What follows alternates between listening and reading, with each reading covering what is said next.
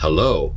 When mentioning clowns, people often think of humorous, cheerful actors, or they may also associate with the famous villain character in Marvel Comics. However, few know that some artworks are inspired by real events. In the 1970s, there was a self-made construction contractor from Chicago.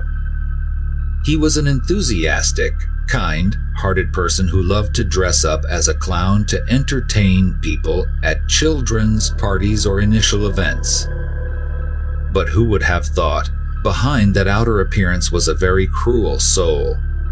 He became one of the most notorious serial killers in American history. He was John Wayne Gacy, also known as the Killer Clown. The story took place in the state of Illinois, located in the Midwest United States, with the capital being Springfield. Illinois is one of the main agricultural states in the United States, with 80% of the land used for agriculture. The land in the northern and central parts of the state is very fertile, considered some of the best farming land in the world.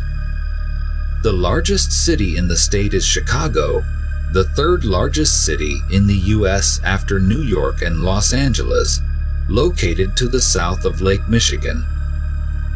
With a developed economy, Chicago is home to more than 2 million people. The main character of the story, John Wayne Gacy, was born in Chicago in March 1942. His father was an auto repairman, and his mother was a housewife. John was the second child in the family, having an older sister and a younger sister. His grandparents were immigrants from Poland to the United States. John had Polish and Danish blood. His family were Christians. John's childhood was associated with eating and little physical activity, making him obese. John had very few friends of the same age, mainly playing with his mother and 2 sisters. At the age of 11, while playing, John accidentally fell, causing serious head injury. Although it appeared harmless at first, John had internal injuries. It wasn't until he was 16 years old that the blood clot in his brain from the injury was diagnosed. A year later, John was diagnosed with heart disease. However, physical pain could not bring John down. At the age of 18, he participated in politics, becoming an assistant to a regional delegate of the Democratic Party. In 1963, at the age of 21, John graduated from Northwestern College. Formerly known as Northwestern Business College, the school was located in Brightview, Illinois. After that, John became a management trainee at a shoe company. Just a year later, John was promoted to department head. In September of that year, he married a colleague named Marlene Meyer. Marlene's father was a wealthy man. He bought the couple 3 KFC fast food restaurants in Waterloo, Iowa. After moving there, John and Marlene had a son and a daughter together. However, their marital relationship quickly soared, and their marriage lasted only 5 years. After the divorce, custody of the children and assets like the house belonged to Marlene. 2 years later, at the age of 29, John returned to his hometown of Chicago and found a job as a chef at a local restaurant. With his mother's help, John bought a house on West Summerdale Avenue, Norwood Park. That August, John and his mother moved into the newly purchased house. Shortly after, John rekindled his old flame with Carol, his high school girlfriend. John always harbored a desire to bring wealth to himself and the person he loved. He established a construction company named PDM, which stands for Painting, Decorating, and Maintenance. By day, John worked as a chef at the store, and every evening he dedicated his time to his construction company. A year after rekindling their relationship, John and Carol married. Carol had also experienced a failed marriage before. She brought her 2 daughters to live with John. To not affect the newlywed life, John's mother decided to move out before the wedding. A year after getting married, John decided to quit his chef job to fully focus on running his company. Initially, John's company did not have many customers, only taking on small repair jobs. However, business gradually grew, expanding to interior design, decoration, and landscaping. The company rapidly developed, and John often worked more than 16 hours a day. He was often busy until late at night, having no time to care for his children and nurture his marriage. By the 5th year of his marriage, as John turned 34, his marriage with Carol came to an end. They formally divorced in March of that year. Although unlucky in his love life, everything else in John's life seemed very good. In the eyes of neighbors, John was a kind and enthusiastic person. He even helped clear snow from the streets after heavy snowfalls. From 1974 to 1978, John hosted summer parties that attracted over 400 people, including some political figures. John was actively involved in the local Democratic Party's activities, and thanks to his good reputation in the community, he was elected as a precinct captain. On May 6, 1978, John was even invited to meet and take a photo with the then First Lady of the United States, Rosalynn Carter. However, it seemed that John always carried a mysterious mask, and no one could truly see through his real persona. Until one day, his true face was finally revealed. So, who was John really? What heinous crimes did he commit? To understand more about John Wayne Gacy, let's turn back time to December 11, 1978. December 11, 1978 was a Monday. In December, Chicago was in the throes of winter, with cold weather and heavy snowfall. That evening, in Des Plaines, northwest of Chicago, a woman called the police to report that her son had gone missing. According to initial information, her 15-year-old son Robert worked part-time at the nearby Nilsson Pharmacy. Earlier, a contractor named John Wayne Gacy had visited the pharmacy to discuss work. The police immediately focused their investigation on this contractor. The police found out that John, who lived in Norwood Park, east of Des Plaines, was quite well known in the area. Furthermore, John was a member of a clown club. He often dressed as a clown, handing out gifts and performing for children in the community. Everyone in the neighborhood loved John's clown persona. However, upon investigation, they discovered that long ago, in the 4th year of his marriage to his first wife, Marlene, John had been sentenced to 10 years in prison for rape. Additionally, he was suspected of assaulting 2 teenagers and raping several other victims. During this period, Marlene, John's first wife, filed for divorce. John's inclination towards men had manifested early, but his first wife was unaware. John had hired many teenagers to work at his KFC fast food outlets. He even set up a club in the basement of his workplace, specifically for employees to drink and play billiards. Before attacking these teenagers, John often got them drunk. If the victims resisted, he would brush it off as a joke. While imprisoned at Anamosa State Penitentiary, John was considered a model prisoner. Just a few months after being incarcerated, John was promoted to head cook.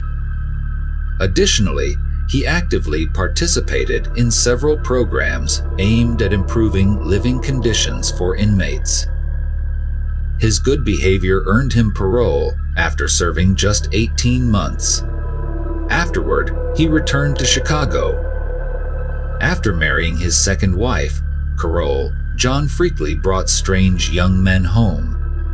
When Carole questioned John, and the truth could no longer be hidden, he confessed to her that he was gay. They eventually separated and divorced.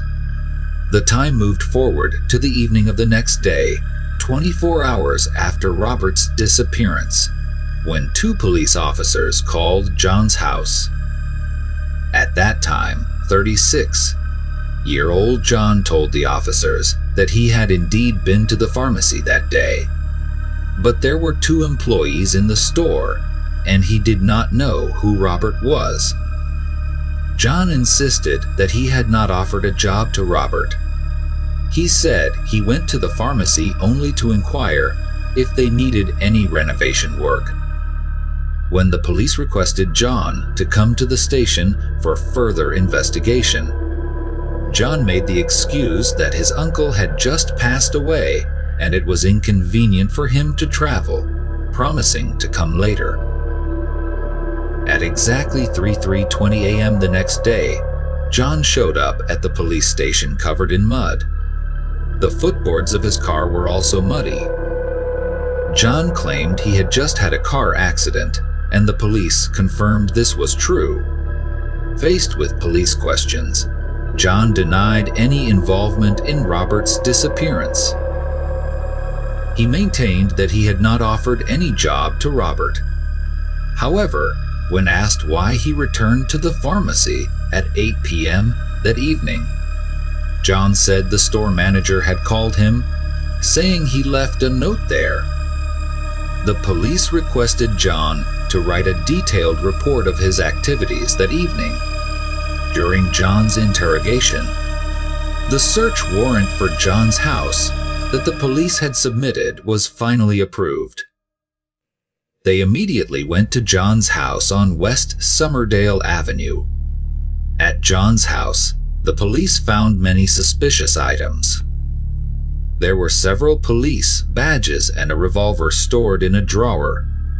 In the bathroom, they found syringes, handcuffs, and some books on the topic of male homosexuality. In the bathroom closet, they found several men's clothes that did not fit John. In the northwest bedroom, investigators found an illegal substance, several driver's licenses, and a high school graduation ring from 1975 engraved with the initials JAS. In the trash can in the room, they found a pharmacy receipt and a 91 cm long nylon rope placed beside it. The police decided to temporarily seize John's mobile phone and all vehicles of the WDM Construction Company.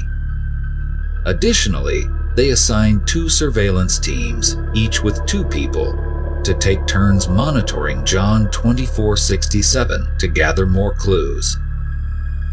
On the 4th day after Robert's disappearance, investigators received a call from a witness. This person reported that a year earlier, a man named Gregory had disappeared. Earlier that same year, another employee of John's named Chad had drowned in a river in Illinois. The caller suggested that the deaths of these 2 people were related to John.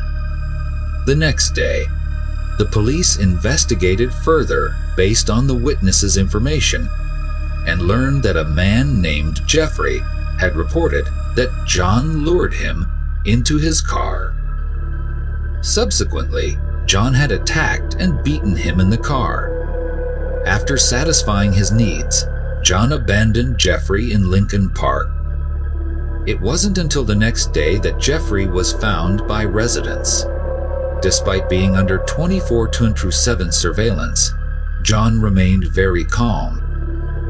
He even frequently invited the surveillance officers to dine at restaurants drink at bars, or come over to his house. Furthermore, John continuously denied any involvement in Robert's disappearance. He accused the police of framing him for political reasons. Occasionally, to escape police surveillance, John disregarded traffic rules to lose those following him. Another car of John's had been sold to a man named Roxy, one of John's employees. Roxy started working for PDM in May of the previous year and lived with John until the following April. With Roxy's consent, the police inspected the car. They found a few strands of what appeared to be human hair in the trunk. However, due to the underdeveloped DNA technology at the time, these hairs could not provide additional useful information. Subsequently, the police brought in 30 well-trained police dogs. One of them entered the car, went to the front seat, and lay down on the passenger seat.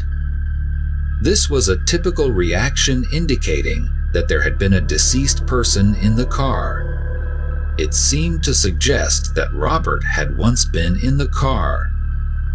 On the morning of the 8th day since Robert's disappearance, John once again invited the supervising police officers to breakfast at a restaurant. This time, John seemed very anxious and tired. He talked to the investigators about his business, marriage, and even his role as a clown. At one point during the conversation, John unexpectedly blurted out, "You know, clowns can get away with murder." That afternoon, John drove to his lawyer's office to file a lawsuit against the Dave Blaine Police Department, demanding they stop the surveillance and seeking compensation of the 750,000, approximately 818 billion VND at the current exchange rate. On the same day, based on the receipt from licensed pharmacy found at John's house, the police visited Kimberly, a co-worker of Robert's at the pharmacy. Kimberly told the police that on that day, Robert had worn a jacket and the receipt was kept in its pocket. Knowing that Robert intended to meet a construction contractor, he had given his jacket to Robert. This proved that Robert had been with John before his disappearance, contradicting John's previous statement to the police.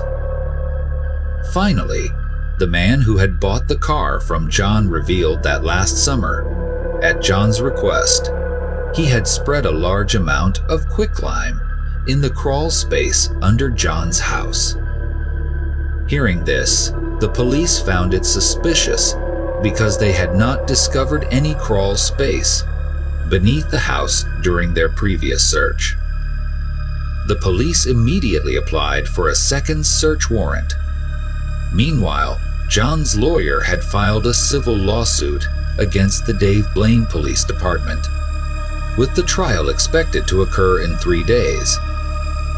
However, that afternoon, John once again invited 2 investigators into his home to gather more evidence.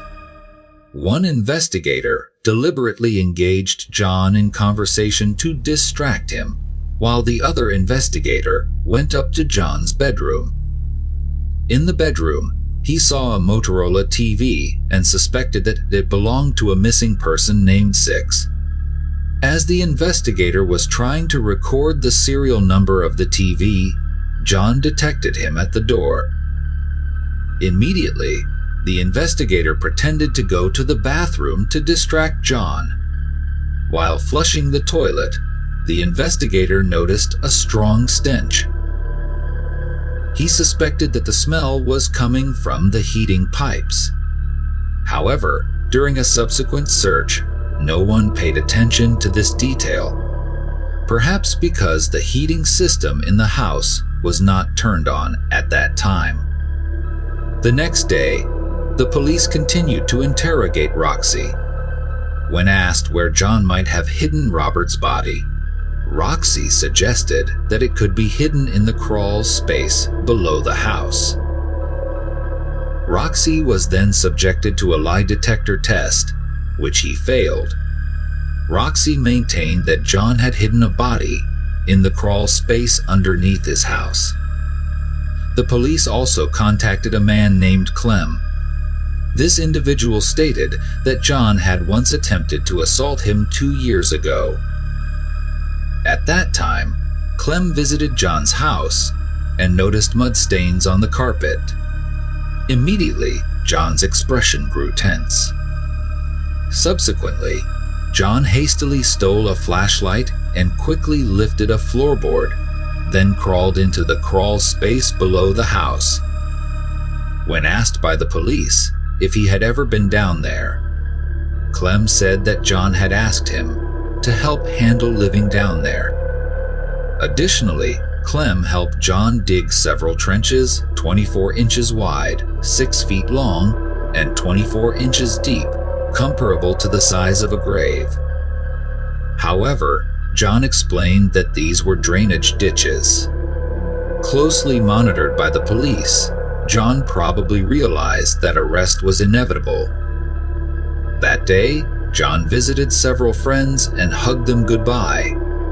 In a drunken state, John confessed to his friends that he had buried most of the victims' bodies in the crawl space below his house and disposed of 5 other bodies in the Des Plaines River. Having drunk too much, John soon fell asleep. The next day, after waking up, John refused to meet with the psychiatrist that his friends had arranged for him. He then drove to another friend's house, hugged him tightly, and cried, stating that he had killed 30 people. That was the last day John remained free. That morning, police received information about John's confession to his friends. Worried by John's unusual behavior, the police decided to arrest him immediately. When police informed John that they were going to search for Robert's body in the crawl space beneath his house, John denied that the boy's body was hidden there. Subsequently, the police arrived at John's house with a search warrant. Upon arrival, they discovered that John had unplugged the sump pump, causing water to flood the entire crawl space. After using a pump to drain the water, they began digging. Within minutes, they found a partially decomposed body. Due to the advanced decomposition, the police determined this was not Robert. Continuing to dig, the investigators found the skulls of 3 other victims next to the second body. A day after being arrested, John confessed to the police that he had killed around 30 young men. He claimed most of them were runaways or prostitutes whom he found at stations or on the streets of Chicago. John used various excuses to lure them into his car, such as offering them work with high pay or pretending to befriend them. When discovered lying, he would use violence to control and abduct them. John would handcuff or tie up the victims to restrain them, then proceed with assault and torture. John referred to these perverse actions as the handcuff game. Ultimately, he would strangle his victims to death with a rope. When asked why he did this, John said he was inspired by the Houston mass murders. The Houston mass murders occurred in the late 1960s and early 1970s, during which 3 men killed at least 28 people. John usually lured his victims to his house one by one, but there were cases where he killed 2 people at once. John confessed that killing gave him a sense of pleasure. The police took a week to excavate John's house. In a chilling discovery, they found a total of 27 skeletons in the house.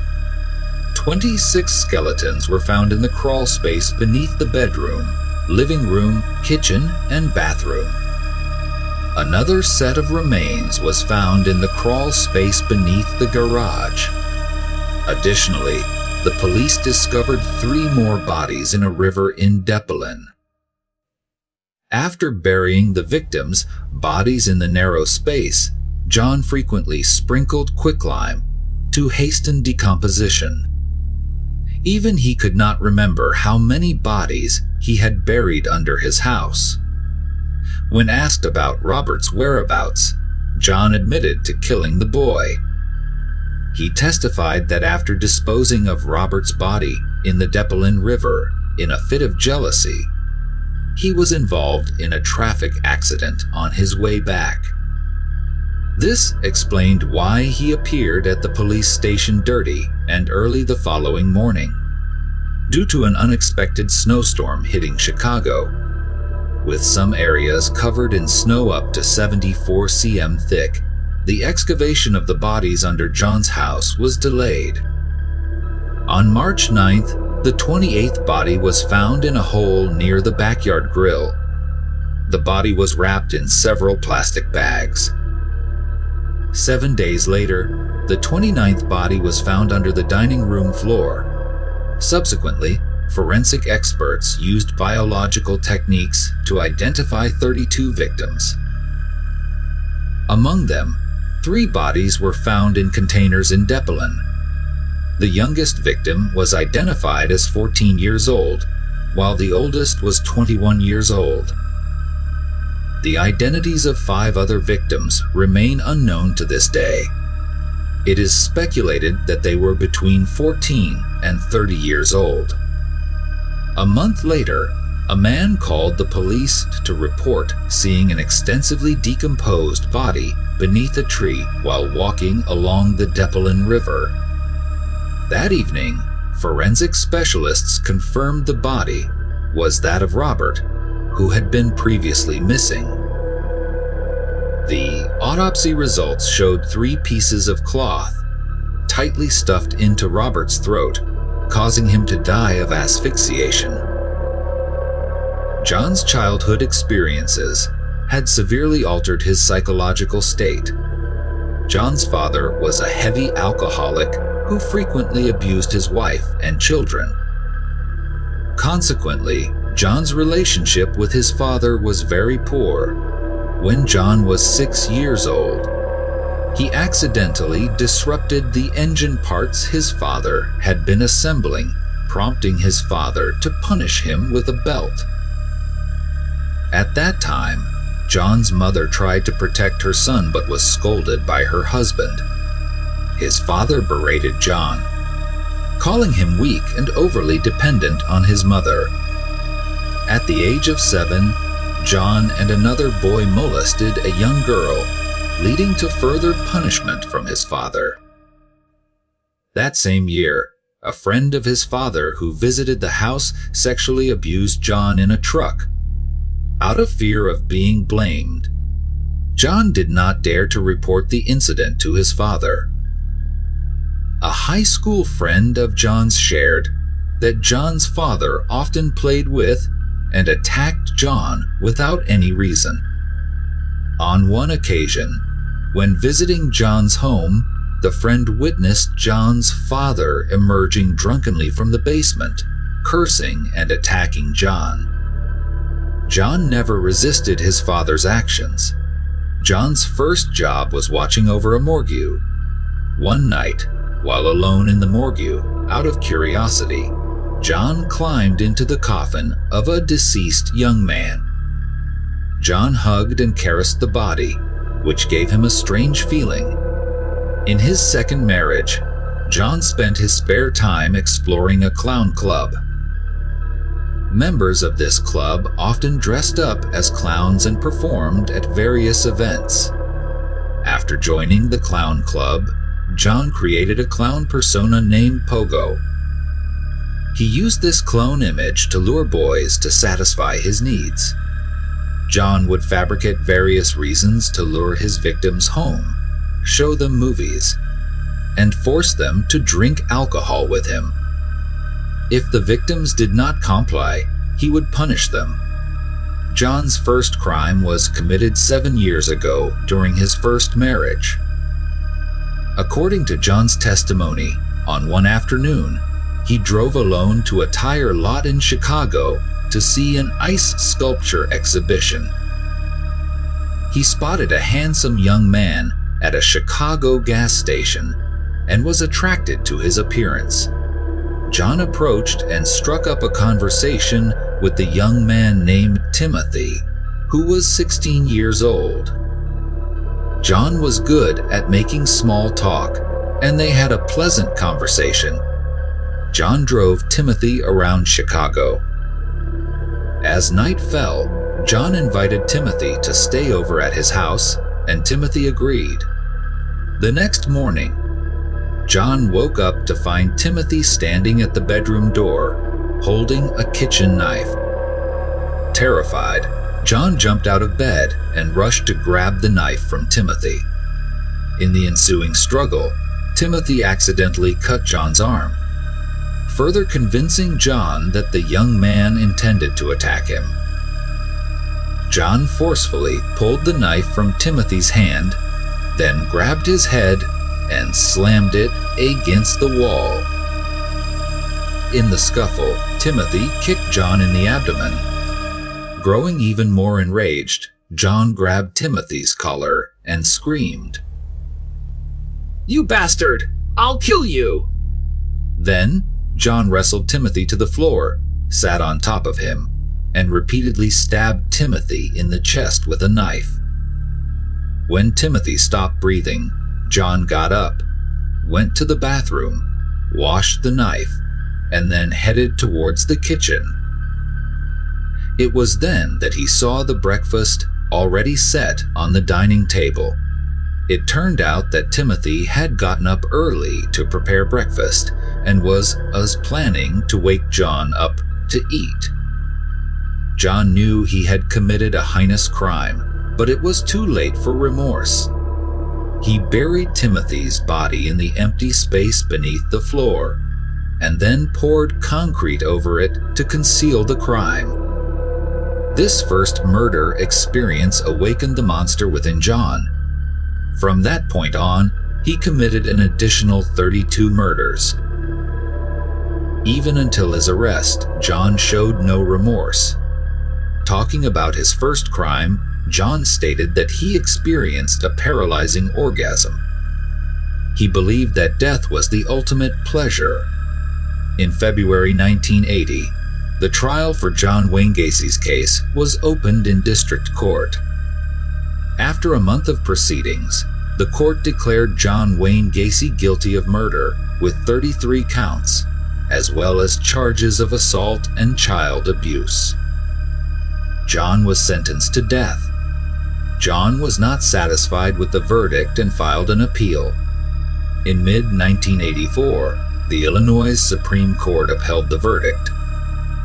In the following years, John's lawyer appealed several times.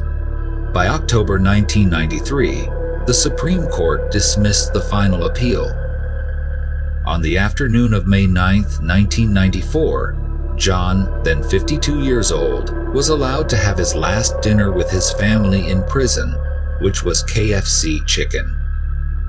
Early the next morning, in the presence of a Catholic priest, John Wayne Gacy was executed by lethal injection. According to reports, John had been diagnosed with a mental disorder before the sentencing.